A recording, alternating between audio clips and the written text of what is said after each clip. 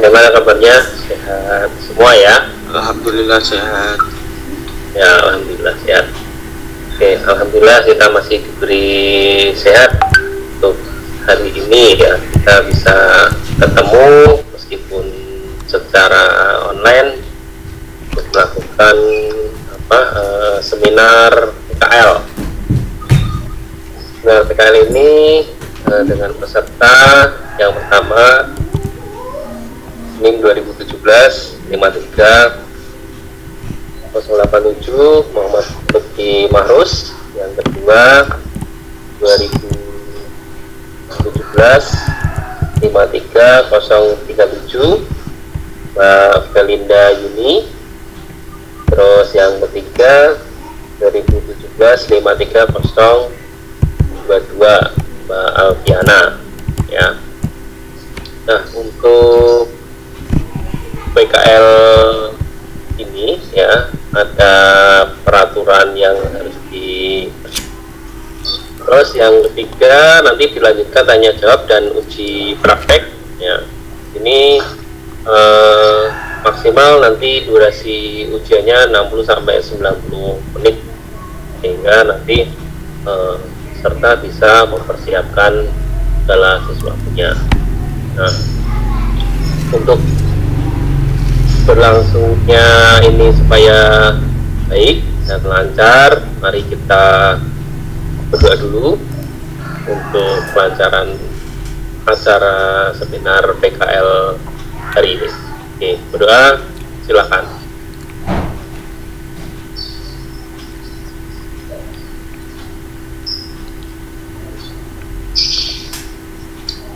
Ya, cukup selesai.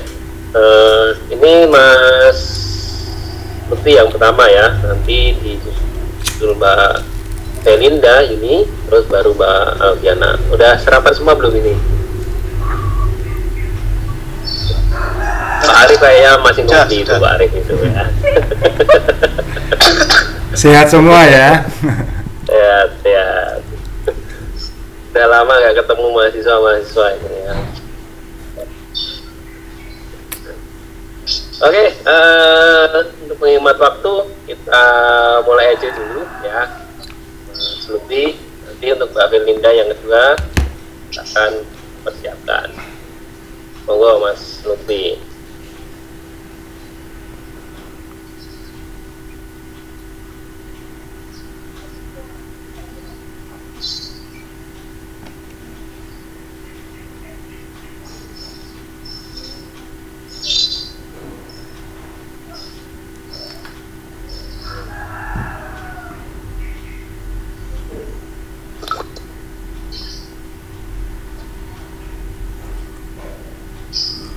Bisa, Pak? Ya udah kelihatan. Ya kelihatan ya, oke.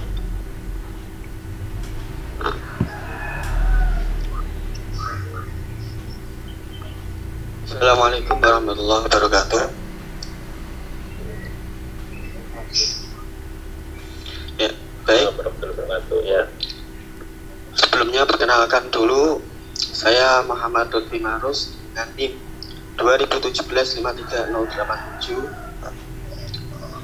Di sini saya akan memaparkan praktek kerja lapangan saya yang bertempat pada JV Inamebel, yang dimana pada kali ini saya mengangkat sistem informasi pengelolaan mebel pada JV Inamebel berbasis web. Sebelumnya JV Inamebel itu terletak di Desa Nggosoco, Kecamatan Jepolo, Kabupaten Kudus. Untuk latar belakangnya, pertama, seluruh proses pendataan masih dilakukan dengan menggunakan Microsoft Excel. Untuk yang kedua, tidak adanya proses pendataan bahan saat pembelian dan pemakaian bahan. Dan yang ketiga yaitu penyimpanan laporan pemesanan dan desain dari konsumen berupa hard file yang mudah hilang dan rusak. Untuk batasan masalah, sistem yang saya angkat ini nantinya dihasilkan adalah sistem berbasis web dengan menggunakan bahasa pemrograman PHP dan database MySQL. Untuk Untuk sistem yang nanti dihasilkan adalah informasi data, bahan baku, pemakaian bahan, dan pemesanan mebel pada JV Inamebel. Pelanggan melakukan pemesanan yang nantinya akan disetujui oleh admin. Apabila telah disetujui, pelanggan dapat melanjutkan ke proses negosiasi dan memberikan gambar sesuai dengan keinginan pelanggan tersebut. Untuk data pemesanan dari pelanggan akan digabungkan menjadi satu untuk direkap menjadi data bulanan dan diberikan kepada pimpinan. Pimpinan JV Inamebel hanya dapat melihat laporan pengelolaan data JV Inamebel. Kemudian metode kali ini saya menggunakan metode waterfall atau metode air terjun, yang dimana yang pertama analisa kebutuhan. Di sini saya membutuhkan data pembelian, data pemesanan, dan data bahan baku. Kemudian desain sistem, kita mencoba mendesain sesuai dengan keinginan dari JV tersebut. Kemudian kita terjemahkan ke kode program dan pengujian, kemudian penerapan program. Untuk selanjutnya FOD. FOD kali ini yang pertama dimulai dari pelanggan memesan pesanan kepada admin, dan admin mengecek desainnya apakah bisa, apakah atau tidak. Kalau bisa, kemudian dilempar ke bagian gudang. Bagian gudang mengecek bahan, apakah ada bahan apa tidak. Kalau ada bahan, desain dapat dipesan. Kemudian kalau tidak ada, bagian gudang membuat list kebutuhan bahan. Selanjutnya, kalau ketika desain pesanan disetujui, kemudian bagian produksi membuat produksi tersebut dan menghasilkan produk. Setelah menghasilkan produk, admin membuatkan nota rangkap 2, yang pertama untuk pelanggan dan yang kedua nantinya sebagai arsip. Kemudian admin membuat laporan dan laporannya kemudian ditujukan ke pimpinan. Kemudian setelah ditujukan ke pimpinan mengarsipkan laporan tersebut.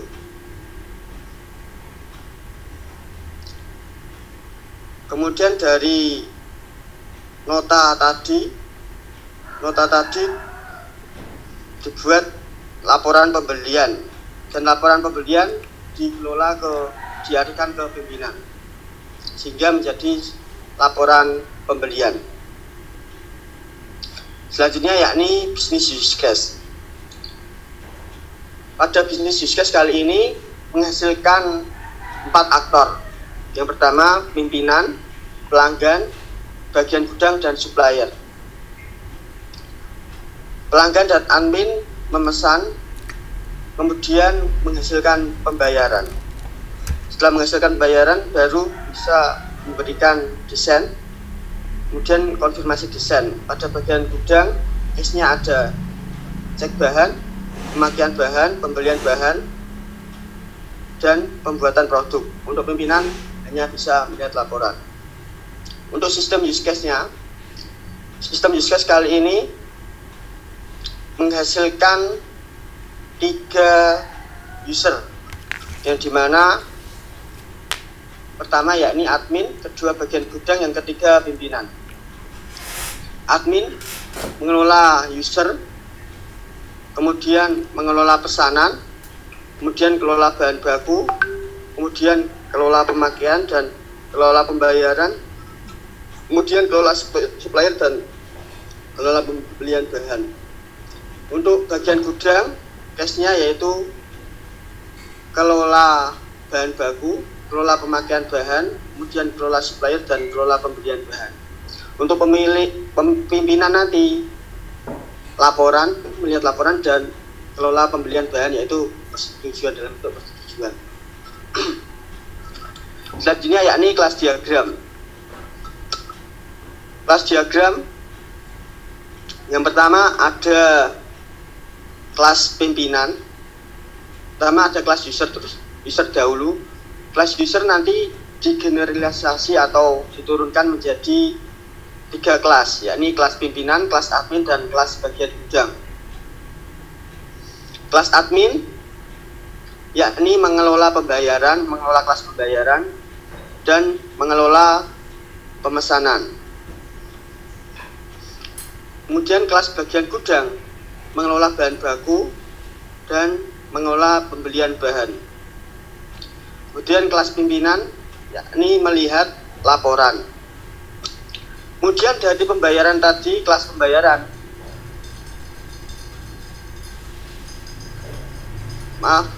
dari kelas pemesanan tadi dihubungkan kepada kelas pembayaran. Kemudian kelas pemesanan tadi dihubungkan kepada kelas pemakaian yang. Kemudian kelas supplier. Kelas supplier ini terikat dengan kelas pembelian. Kemudian ERD.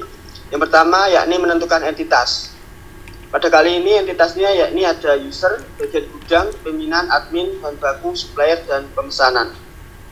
Kemudian menentukan primary key-nya user, primary key-nya kode user, bagian gudang, primary key-nya kode user, pimpinan, primary key-nya kode user, admin, pimpinan kode user, bahan baku, primary key-nya kode bahan, kode supplier, dan pesanan, primary key-nya kode pemesanan. Untuk relasinya, user menghasilkan generalisasi atau turunan menjadi 3 bagian, yakni bagian gudang, pimpinan, dan admin.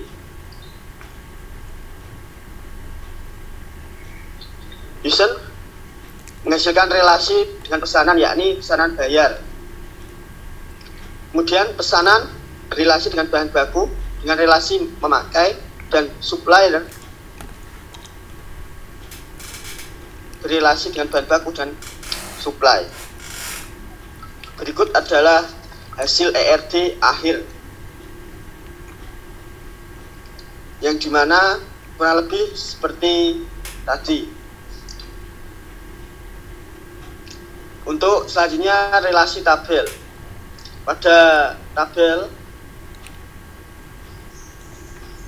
yang pertama ada tabel bahan baku, kemudian tabel pemakaian bahan, tabel pembelian bahan, dan tabel supplier.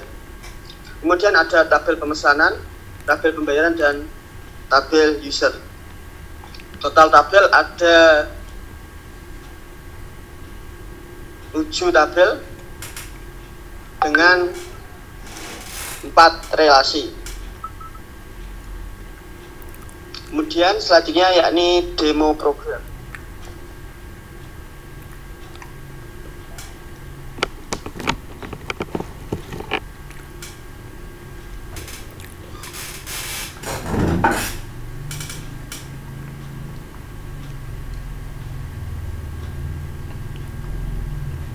Oke. Pertama yakni dengan akses admin.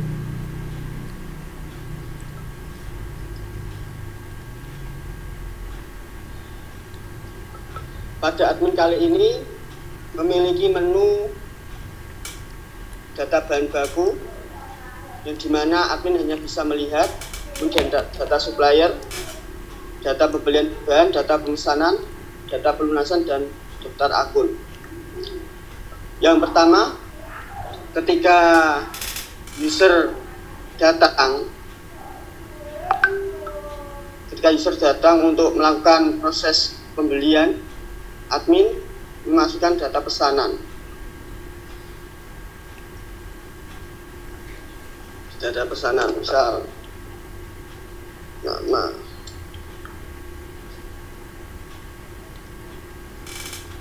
tanggal pesanan ada hari ini, dengan tanggal pengambilan misalkan akhir Juli nanti, alamat Pulau Kudus, telepon 08.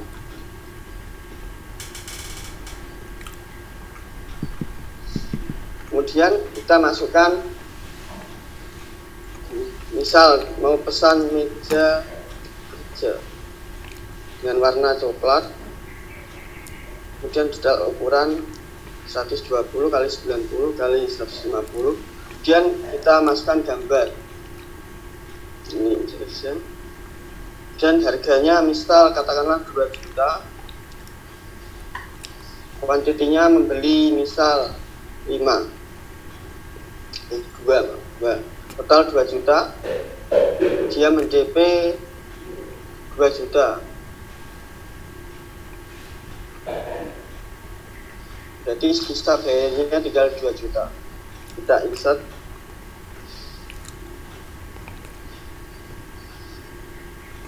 Setelah data masuk,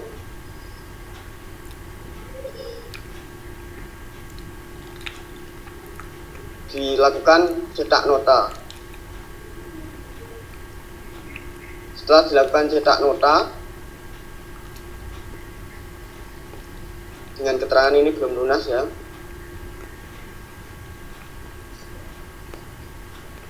Setelah dilakukan cetak nota, kemudian ke bagian gudang.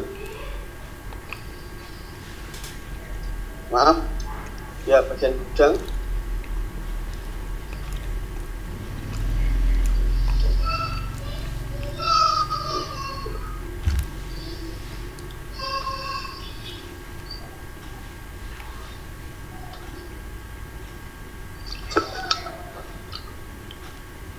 Untuk bagian gudang, kode pemesanan juga tadi sudah masuk dengan detail meja.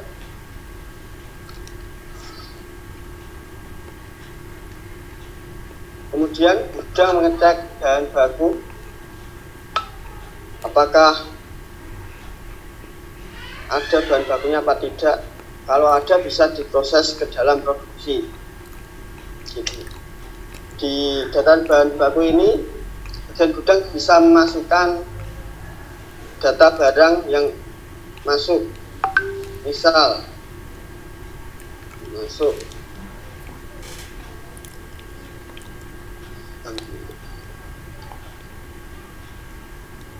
dengan jenis wanita dan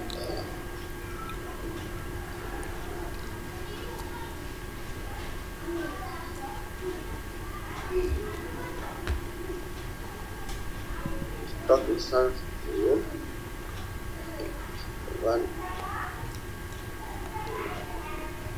harga misal katakanlah 500.000.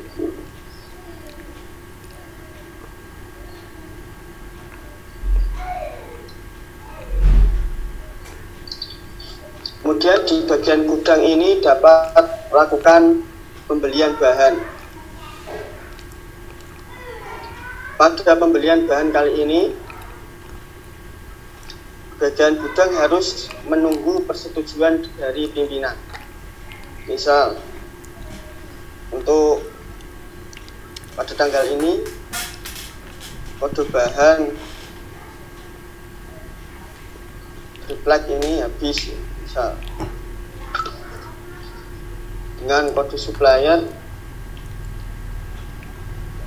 jumlah, misal ingin membeli 10, otomatis simpan, kemudian menunggu hasilnya, statusnya masih menunggu, dimana ini nanti yang akan meng-ACC. Kemudian data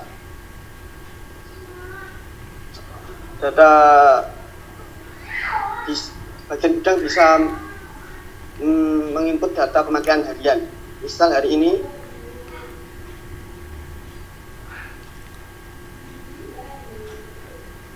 dengan kode bahan ini jumlah pakai 2, otomatis ini nanti akan mengurangi data di bagian bahan baku. Kemudian ke pimpinan.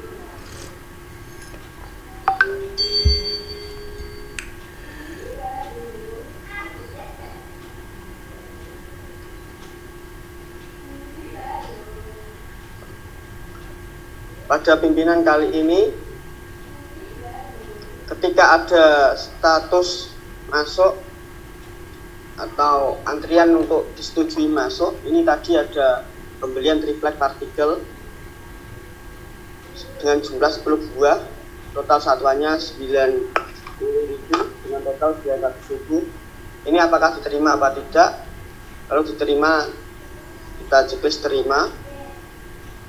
Nanti ada status diterima. Apabila ditolak, ada status ditolak. Kemudian bisa melihat laporan pemesanan dan bisa melakukan print. Selanjutnya untuk pembayaran di bagian admin,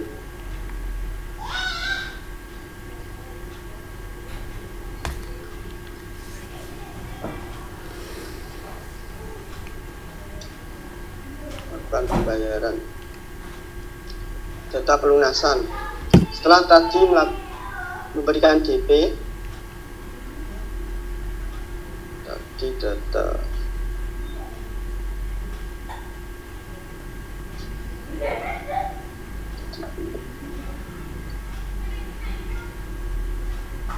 ada status belum lunas, masukkan data pembayaran,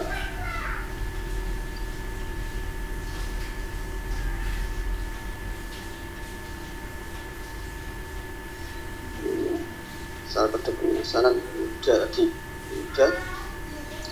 jadi sisanya tinggal 2 juta.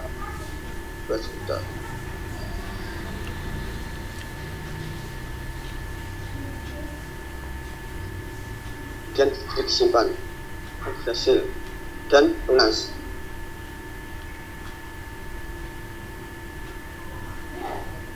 Setelah pelunasan, nota juga bisa dicetak.